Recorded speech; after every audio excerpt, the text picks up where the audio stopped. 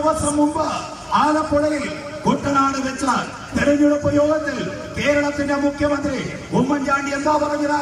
കേരളത്തിൽ തെരഞ്ഞെടുപ്പ് മത്സരം UDF-ഉം BJP-യും തമ്മിലാണ് എന്ന്. ആരെ സഹായിക്കാനാണ് ഈ പ്രസംഗം? ഇല്ലാത്ത ശക്തി BJP-ക്ക് ഉണ്ടാക്കി കൊടുക്കാൻ, BJP-യുടെ ശക്തി പർവ്വതീകരിച്ച് കാണിക്കാൻ ഉമ്മൻചാണ്ടി പെടാപ്പാട് വിടുന്നത് 4 സീറ്റിന് വേണ്ടിയാണ്. മിസ്റ്റർ ഉമ്മൻചാണ്ടി, ഇപ്പോൾ നിങ്ങൾ കുമ്മനം ചാണ്ടിയാണ്. ഒരു കാര്യം, കുമ്മനം ചാണ്ടിയായി RSSന്റെ 4 വോട്ട് കിട്ടി എങ്ങനെയെങ്കിലും വീണ്ടും അധികാരത്തിൽ തുടരാമെന്നാണ് നിങ്ങൾ കരുതുന്നതെങ്കിൽ ഈ വരുന്ന തെരഞ്ഞെടുപ്പിൽ കേരളത്തിലെ ജനങ്ങൾ പറയും, തെളിവുണ്ടോ തെളിവുണ്ടോ എന്ന് ചോദിച്ച് കേരളത്തിലെ ജനങ്ങളെ പരിഹസിക്കുന്ന ഉമ്മൻചാണ്ടി, നിങ്ങൾക്ക് ഈ തെരഞ്ഞെടുപ്പിലൂടെ പ്രബുദ്ധരായ കേരളത്തിലെ ജനങ്ങൾ മറുപടി നൽകും. ജനങ്ങൾക്ക് വെളിവുണ്ട്, ജനങ്ങൾക്ക് വെളിവുണ്ട്. ഒരു സംശയവും ഉണ്ടാകേണ്ടതായിട്ടില്ല. ഇവിടെ ചില ആളുകൾ തെരഞ്ഞെടുപ്പെടുത്ത ഘട്ടത്തിൽ കള്ളപ്രചരണവുമായി, വിഷലിപ്ത പ്രചരണവുമായി രംഗത്ത് വരികയാണ്. അവരോട് വിനീതമായ ഒരു ചോദ്യമുണ്ട്. ഒരു കേസിന്റെ പേര് പറഞ്ഞ് എന്ന വ്യക്തിഹത്യ ചെയ്യാനാണ് ചിലർ ഇറങ്ങി പുറപ്പെട്ടത്. അവരോട് ഞാൻ ചോദിക്കട്ടെ, 4 വർഷം മുമ്പത്തെ കേസാണ് നിങ്ങൾ പറയുന്നെങ്കിൽ ആ കേസിൽ എന്റെ പേരിൽ കുറ്റം ആരോപിക്കുന്നവർ 4 വർഷക്കാലം ഇവിടെ ഭരിച്ചത് നിങ്ങളല്ലേ? നിങ്ങളുടെ ആഭ്യന്തരമന്ത്രിയല്ലേ? നിങ്ങളുടെ പോലീസല്ലേ? നിങ്ങളുടെ മുഖ്യമന്ത്രിയല്ലേ? എന്നിട്ട് എന്തേ എനിക്കെതിരെ ഒരു കേസ് ചെയ്യാൻ? ഏത് കേസാണെന്ന്? എന്റെയും എന്റെ പ്രിയങ്കരനായ നേതാവ് വർഗീയതക്കെതിരായ പോരാട്ടത്തിൽ ജീവൻ വരെ പണയം നൽകാൻ തയ്യാറായ, മരിച്ചു ജീവിക്കുന്ന പ്രിയങ്കരനായ പോരാളി സഖാവ് P. ജയരാജനെതിരെയും നിങ്ങളെടുത്ത കേസ് എന്താണ്? ഫോൺ കേട്ടു ഇല്ലേ? ഇതിലെ കേസ് ഫോൺ കേട്ടതിന്റെ പേരിൽ കേസെടുത്ത ഇന്ത്യയിൽ ആദ്യത്തെ മുഖ്യമന്ത്രിയും ഭരണകൂടവും ആഭ്യന്തര വകുപ്പും ഈ കേരളത്തിലെ UDF-ന്റേതാണ്. അത് ഈ തെരഞ്ഞെടുപ്പിൽ ഏശാൻ പോകുന്നില്ല. പിന്നെ എന്താണ്? ഇവിടെ വികസനത്തെ കുറിച്ച് പറയുന്നു. വികസനമെല്ലാം UDF-ന്റേതാണ് എന്നാണ് പറയുന്നത്. ആകട്ടെ, മുഖ്യമന്ത്രി ഇവിടെ വന്നല്ലോ. ഒരാഴ്ച മുമ്പ് കല്യാശ്ശേരിയിൽ വികസനം നടന്നു എന്ന് മുഖ്യമന്ത്രിക്ക് പറയേണ്ടി വന്നു. ഞങ്ങൾ ചോദിക്കുന്നത് വികസനത്തിന് ഞങ്ങൾ വോട്ട് ചോദിക്കുന്നത് ഒരു പ്രദേശത്തെയും ഞങ്ങൾ ഒഴിവാക്കിയിട്ടില്ല. രാഷ്ട്രീയം നോക്കിയിട്ടല്ല, അല്ലെങ്കിൽ ആ പ്രദേശത്തെ ജനങ്ങൾ ഏത് പാർട്ടിക്ക് വോട്ട് ചെയ്യുന്നത് നോക്കിയിട്ടല്ല. അങ്ങനെയാണെങ്കിൽ ഞാൻ മുസ്ലിം ലീഗിന്റെ സുഹൃത്തുക്കളോട് ചോദിക്കട്ടെ, മാടായിൽ ITA ഉണ്ടാകുമോ?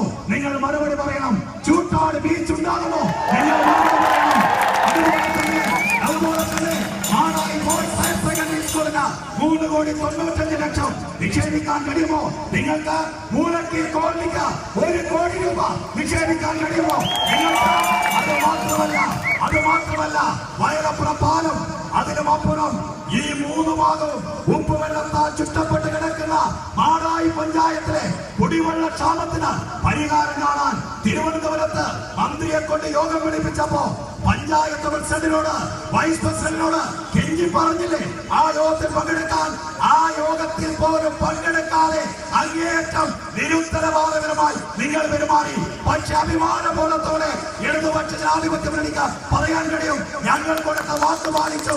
മാടായിൽ സമഗ്രമായ കുടിവെള്ള പദ്ധതിക്ക് വേണ്ടി 5,86,00,000 രൂപയുടെ ഭരണാനുമതി നേടിയെടുത്തിട്ടാണ് ഇടതുപക്ഷ ജനാധിപത്യ മുന്നണി വീണ്ടും നിങ്ങൾക്കിടയിലേക്ക് വരുന്നത്. ഒരു ജില്ലാ പഞ്ചായത്ത് മെമ്പറുണ്ട് മുസ്ലിം ലീഗിന്. അദ്ദേഹം എന്താ പറയുന്നത്? അദ്ദേഹം പറയുകയാണ്, ഏത് പുതിയങ്ങാടിയിലേക്കുള്ള റോഡിന്റെ കാശ് ഏടോത്തെ കൊണ്ടുപോയി എന്ന്. ഞാൻ ചോദിക്കട്ടെ അദ്ദേഹത്തോട്, ചൂട്ടാട് ബീച്ച് UDF-ന്റേതാണ് പോലും, ITI UDF-ന്റേതാണ് പോലും, സ്കൂൾ വികസനം UDF-ന്റേതാണ് പോലും, മൂലക്കിൽ കോളനി UDF-ന്റേതാണ് പോലും. അങ്ങനെയൊക്കെ ചെയ്യുന്ന UDF-ന് എന്തേ പുതിയങ്ങാടിയിലേക്കുള്ള റോഡ് ടാർ ചെയ്യാൻ കഴിയാതിരുന്നത്? മറുപടി പറയാം.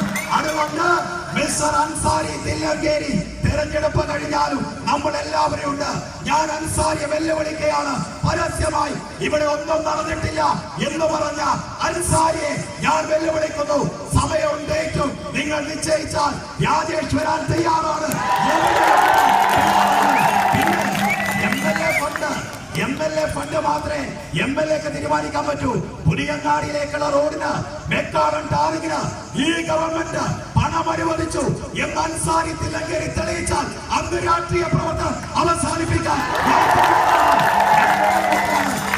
അൻസാരി കള്ളം പറയാനറിയാം, മറ്റാരേക്കാൾ നന്നായി പറയാനറിയാം. പക്ഷെ പറയുമ്പോ മൂക്ക് കീഴോട്ടുള്ളവർ വിശ്വസിക്കുന്ന കാര്യം പറയണം മിസ്റ്റർ അൻസാരി തല്ലങ്കേരി.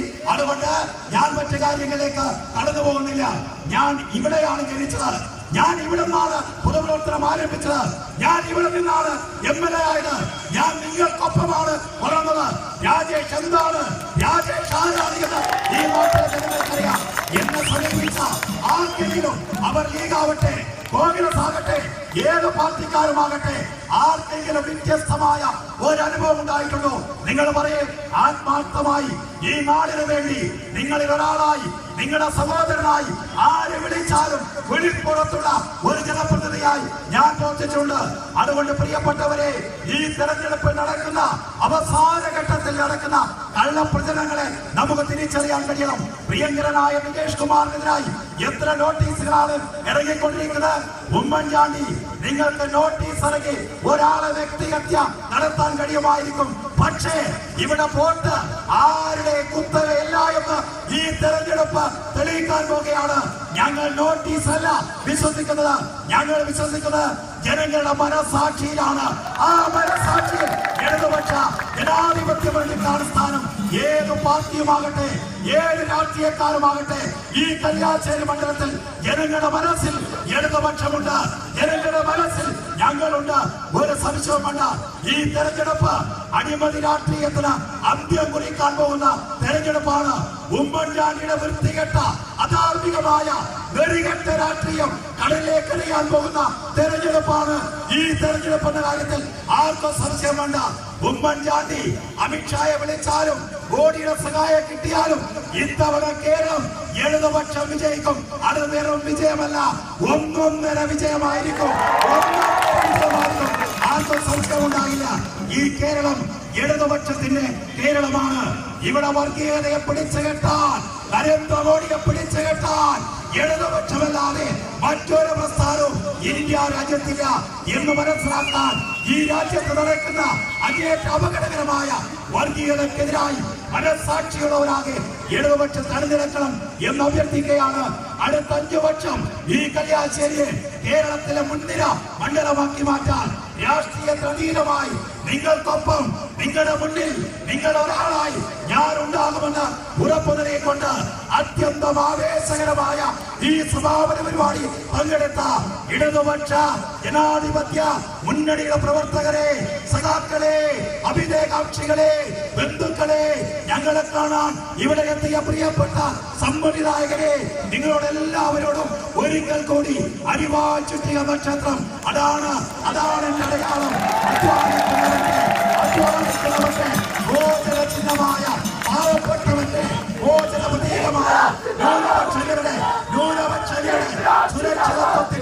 ന്യൂനപക്ഷങ്ങളുടെ സുരക്ഷിതത്വത്തിന്റെ പ്രതീകമായ അരിവാൾ ചുറ്റിക നക്ഷത്രം അടയാളത്തിൽ സഖാവ് VS-ഉം സഖാവ് പിണറായിയും സഖാവ് കാനവും സഖാവ് മാത്യു ടി തോമസും സഖാവ് കടന്നപ്പള്ളിയും തേർത്തേൽക്കുന്ന കേരളത്തിന്റെ ഇടതുപക്ഷമിത വിജയത്തിലേക്ക് നീങ്ങുകയാണ്.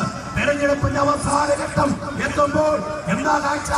LDF കുതിക്കുന്നു, UDF ഇടക്കുന്നു. അതുകൊണ്ട് പ്രിയപ്പെട്ടവരെ, ഒന്നുകൂടി നിങ്ങളെ എല്ലാവരെയും അഭിവാദ്യം ചെയ്തുകൊണ്ട്, ഒന്നുകൂടി വോട്ട് അഭ്യർത്ഥിച്ചുകൊണ്ട്, നാളെ എല്ലാവരും ഒരു ദിവസം ഇടതുപക്ഷ ജനാധിപത്യ മുന്നണിക്ക് വേണ്ടി പരമാവധി വോട്ടുകൾ അനുകൂലമാക്കാൻ എന്ത് പ്രകോപനമുണ്ടായാലും ആ പ്രകോപനത്തിൽ വീണുപോകാതെ അങ്ങേയറ്റത്തെ സമചിത്തതയോടെ, സമാധാനത്തോടെ ഈ തെരഞ്ഞെടുപ്പ് നടത്താം. കാരണം ഈ തെരഞ്ഞെടുപ്പ് ഇടതുപക്ഷത്തിനുള്ളതാണ്, ഈ തെരഞ്ഞെടുപ്പ് നമുക്കുള്ളതാണ്. ഈ രാജ്യത്തിന് പുതിയ വഴികാട്ടിയായി, പുതിയ മുന്നേറ്റമായി ഇതാ ഇടതുപക്ഷം മാറാൻ പോകുന്ന ആവേശകരമായ ഈ തെരഞ്ഞെടുപ്പിൽ നിങ്ങൾ എല്ലാവരും നിങ്ങളുടെ ഉത്തരവാദിത്വം നിർവഹിക്കണമെന്ന് മാത്രം അഭ്യർത്ഥിച്ചുകൊണ്ട് ഈ ഉജ്ജ്വലമായ സമാപനമായി പങ്കെടുത്ത സഖാക്കളെ എല്ലാവരെയും അഭിവാദ്യം ചെയ്യുന്നു, നിർത്തുന്നു. സഖാക്കളെ